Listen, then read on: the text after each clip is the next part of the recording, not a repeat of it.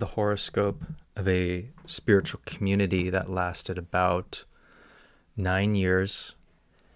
This is the chart of Ananda Laurelwood, which is a community outside of the Portland, Oregon area. Now, looking at a chart of a place, you can see quite a few things regarding the nature of the place through the original signing and agreement or the contract to that land being purchased. You can see quite a bit. At the same time, this is technically mundane astrology, and so you would use other techniques as well, including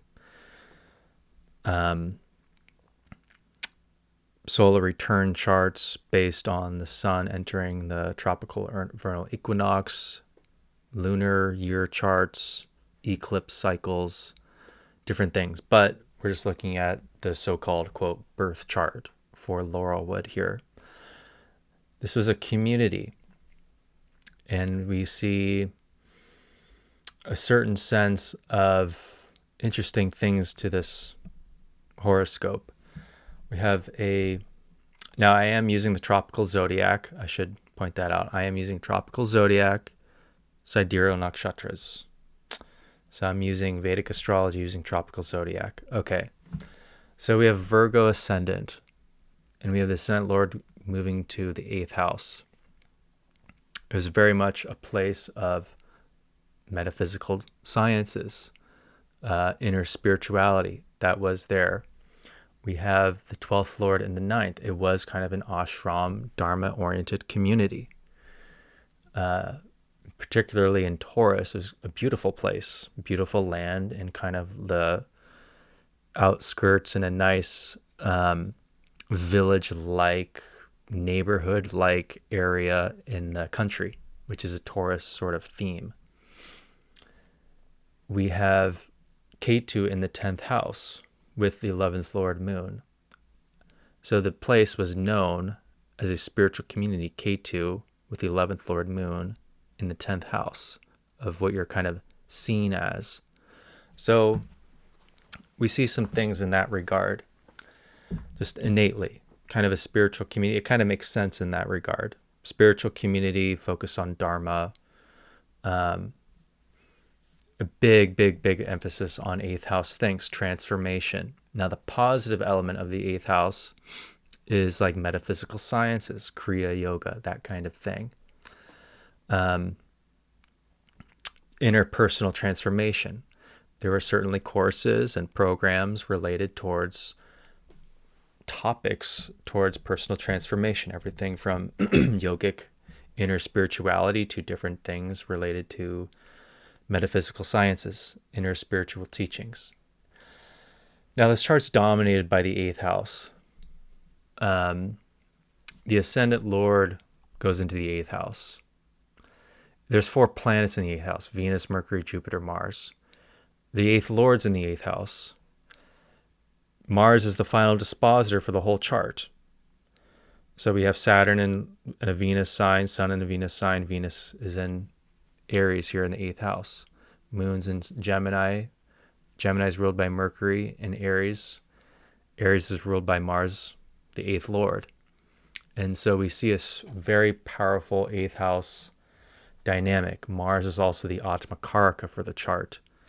So it's another self planet. So we have the final dispositor, the Atma Karaka, and the Ascendant Lord, all in the 8th house. The 8th house is a house of death. All things being equal, it is the most difficult house in astrology. It's called a Dhisthana house in Indian astrology. Dhisthana means a place of difficulty. Having so many planets in the 8th house, especially Mars in the 8th house, where Mars can get quite destructive, generally shows a destruction-oriented chart. The longevity usually is not good when you have such an 8th house influence. It's a place of breaks. It's a place of accidents. It's a place of, well, it can be death and rebirth spiritually, but it's also a place of death. It's a place of chronic issues, big upheavals, fights is the 8th house. 8th house is war. These are all just general meanings of the 8th. It's a place of difficulty. And when you have 4 planets in one sign, they're all having their own agendas. Usually when you have 4 planets in one sign, the sun is in there too, because usually Mercury and Venus are very close to the sun. But in this case, the sun's not there. So we have 4 embodied planets in the 8th house, and 2 of them are in planetary war, including Mercury losing war to Venus. So we have the Ascendant Lord weakened by that. So this place, Ananda Laurelwood, as a community, though with great ideals, great ambitions, with great intentions to be some amazing spiritual community and incredibly dynamic on many levels, it was a tremendous idea and dream, but it didn't come to fruition. And this 8th house really highlights the battles that was kind of present there. Now, I was not there, but I'm just looking at a horoscope.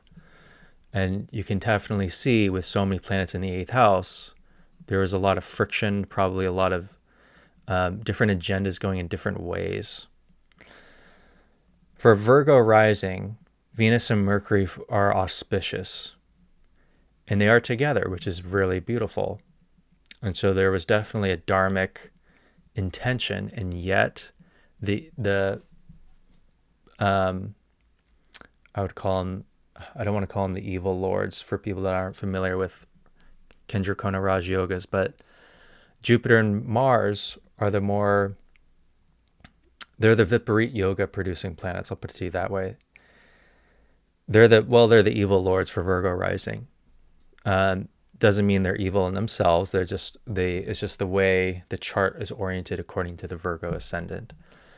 And so they're all together here, and they're like 2 agendas going different directions. Jupiter and Mars do form a nice Viparit Raj Yoga that does help with having some degree of success in the chart. 11th Lord in the 10th helps with success on a certain level. There's an exalted Saturn, which can be powerful in its own way. Mars in its own sign, conjunct Jupiter, is a beautiful conjunction to have, and yet there's 4 planets there. So there's so much agendas going on. Mercury starves Jupiter, Venus starves Jupiter, Mercury starves Mars, because the natural friendships are contorted here. It's such a mixed bag. On the other hand, Mercury, Venus, and Mars are delighted by Jupiter. So it's what I'm trying to say. There's so many agendas happening in the 8th house. And when that happens, whenever there's a thumb rule in astrology, when you have 4 or more planets in one sign, besides the 1st, 9th, and 10th, that sign and that house and those things in that house get destroyed. And so in this case, the actual self of Laurelwood, the longevity, did not last, is part of this. Now, Jupiter is a guiding planet. It shows spiritual figures, wisdom guides. And so that can be the priest as well, people in positions of spiritual authority. Now, Mars is a beautiful combination with Jupiter because they're mutual friends. Jupiter is delighted in Aries, and yet Mercury and Venus are enemies to Jupiter. That disrupts Jupiter's natural capacity more than it's delighted to operate in a coherent, Dharma-oriented way. It contorts the natural perspective that Jupiter can give, the knowledge, the power, the wisdom, on a spiritual level to guide spiritually. That's a disruption for a spiritual community. We also have, let's see, it's just a unique chart when you have this many planets in the 8th house. You also have a Kapata yoga, a malefic in the 4th, Rahu in the 4th Lord, influenced by a malefic. So there's some degree of hidden things happening there that were, I don't know what to call it. There was friction happening on a hidden level that people probably didn't see. On the other hand, when this place was bought, so many planets in the 8th house shows this project of buying a rundown. It's basically like a school, old school or something. It's like a huge transformation attempt of this place. Fixing things, Mars, that kind of thing. So we have the Ascendant Lord, the Amakarika, all the final dispositor of the chart in the 8th house of trying to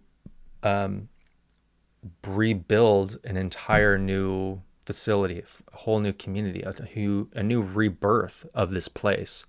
There was a big attempt to do that. Mars in Aries, it's like this huge ambition that's intense. The problem is, with so much 8th house influence, eventually things just kind of break down. Eventually things just fall apart. If we look at Vimshodari, the dasha of this, when Laurelwood was bought, began in Mars. So Mars was the dasha, Mahadasha Lord. Now Mars is auspicious on some level because it's on its own sign. It's with Jupiter.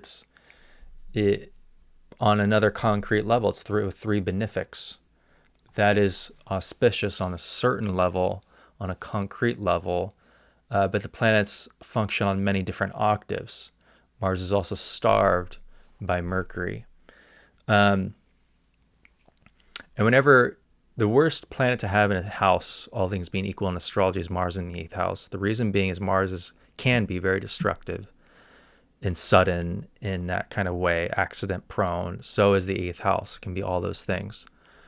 It has a higher octave, but on a concrete level, it can be very disruptive.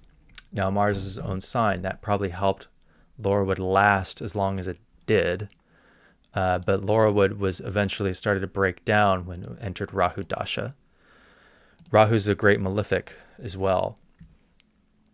Rahu's a demon.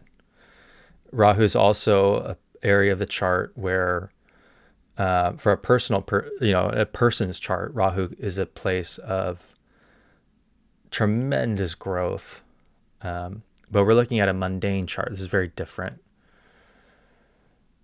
It forms Kapata Yoga, which is deceit yoga. It shows a lot of hidden issues. Rahu is a very malefic planet.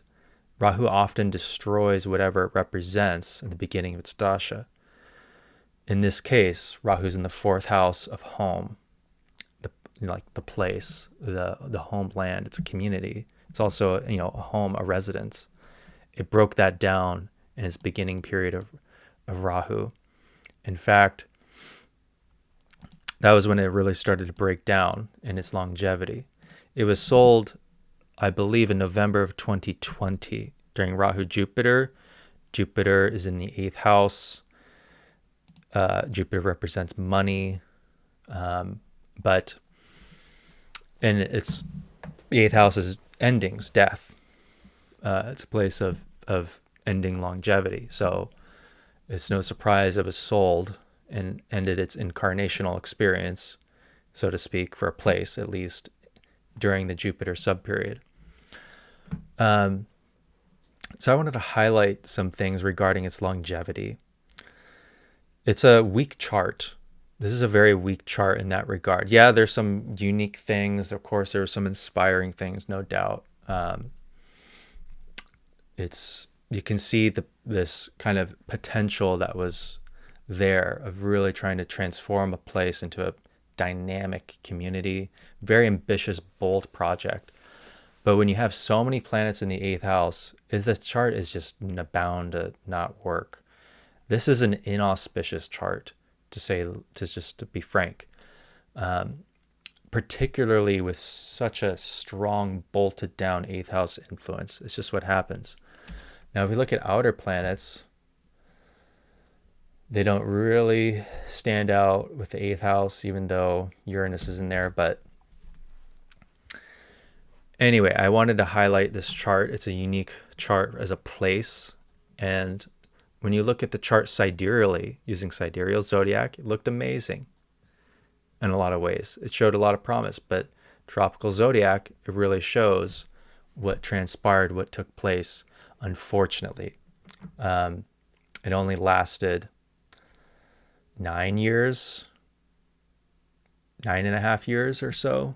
So with its dynamism maybe only happening for 5 years or something like that. So it's just unfortunate, but it just shows the power of the eighth house. Somebody, a guru figure that had so many planets in the eighth house was Osho, Rajneesh. He had like 5-6 planets in the eighth house, something crazy like that. And his life eventually fell apart because of it. When you have so many planets in the eighth house, it's just wild. It's a real wild up and down ride. And particularly when you have Mars in there. So there's just an interesting chart example. I want to highlight it. I hope to have no shade of judgment towards anything. It's just simply a unique chart. It's from the past.